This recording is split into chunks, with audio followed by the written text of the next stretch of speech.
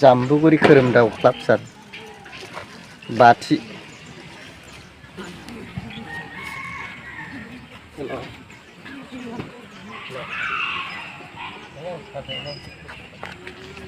नोंथांमोना दिनैहाय मा हाबाफारि लानानै खौरांगिरि मेल खुंदों फुरायै बुंथिनो हागोन। दिनैहाय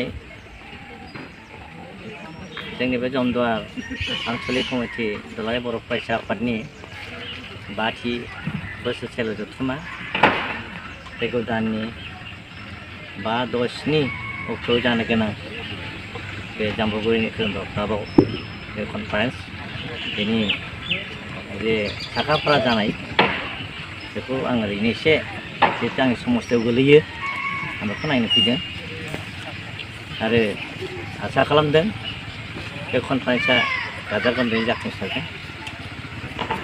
आंहाबो बेक्तिगत भाबै जिहेतु आंबो एबसुनिफ्राय जोनोम जाबोनाय आरो कसुगाव आनसलिक एबसुनि सिङावनो बे जाम्बुगुरिया बै समाव इउनिटमोन।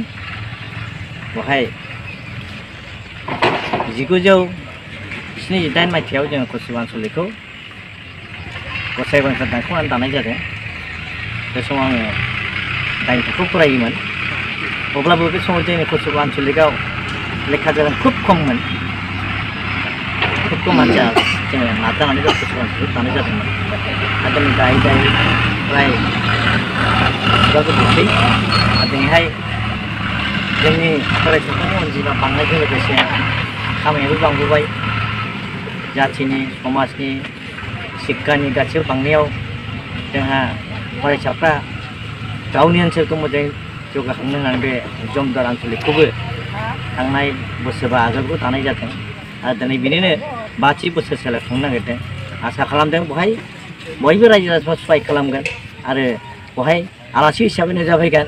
गाहाय आलासि हिसाबै जोंनिनो दुलाराय बर' फरायसाफोर मानगोनां आफादगिरि दिपेन बर' आरो गुबुन आलासि नुजाफैबावगोन। बर' अट'नमास वेलफेयार काउन्सिलनि डेपुटि चिफ रमिय पि बसुमतारी आरो गुबुन गुबुन आलासि नुजाफैगोन। आसा खालामदों जोंनि मानगोनां दानि बिटिसिनि चिफ प्रमद सार बिथांमोन नुजाफैगोन आरो जोंनि एमएलए बिथांमोन फैगोन आरो गुबुन गुबुन इएमफोर फैगोन आरो बेवहाय बेनि बादैबो आसा खालामो गुबुन गुबुन हयथ' गोरों गोरा मानसिफोरखौ लेंहरनाय जादों हयथ' नुजाफैगोन आरो बे कनफारेन्सआ बे जोंनि ओनसोलाव जोंनि बर' हारिनि गेजेराव मोनसे सांग्रांथिखौ लाबोथों। मानोना दिनै जोंहा बिटिसि जादों बिटिआर जादों अब्लाबो जोंहा हारि हिसाबै मोनसे थांखि दं। बे थांखिखौ जोंहा जाफुंनांगौब्ला जों बर' हारिया खौसे जानांगोन।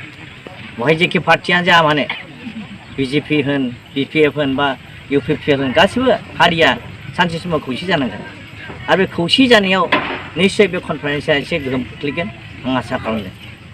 नङाबा जोंनि जाथिया दिनैहाय बिटिआर मोनमालाय मा जानो बेजों जोंनि थाखाय जथेस्थ' नङा। जोंहा गुबुन मोनसे थांखि दं। बे थांखिखौ जाफुंनांगौआ जों खौसे जानांगोन। गावजों गाव गाज्रि मोनलायनाय मोनसा मोनलायनाय जानाय नङा। आं आसा खालामो बे कनफारेन्सआव गासिबो हारिनि मानसिफोरखौ सहाय खालामगोन आरो जोंनि गुबुन गुबुन हान्जानि मानसिफोरखौ सहाय खालामगोन आरो बेखौ जाफुंहोगोन आं बेखौ आसा खालामदों। नुनो मोनदों एगजिबिसननिबो माखासे रेडि खालामनायफोरखौ बे एगजिबिसनाव मा मा थागोन होननानै सारा बुंसै। एगजिबिसनाव बेखौ एबसुनि मानसिफ्रा मिथिगोन मा माखौ होनाय जागोन। खिन्थु जोंहा माखासे डिपार्टमेन्ट दं बिटिसिआव आरो ओरैनो आसाम गभर्नमेन्टआव माखासे हेन्डलुम एन्ड टेक्सटाइलानो होन फिसारियानो होन बेनिफ्राय भेटेरिनारियानो होन इन्डास्ट्रियानो होन आरो लोगोसे ओरै बे एनटिपिसि आरो बिआरपिएल डिआरडिए गुबुन गुबुन गभर्नमेन्ट डिपार्टमेन्टफ्रा बिदिनो बेवहाय एगजिबिसन देखायफैयो।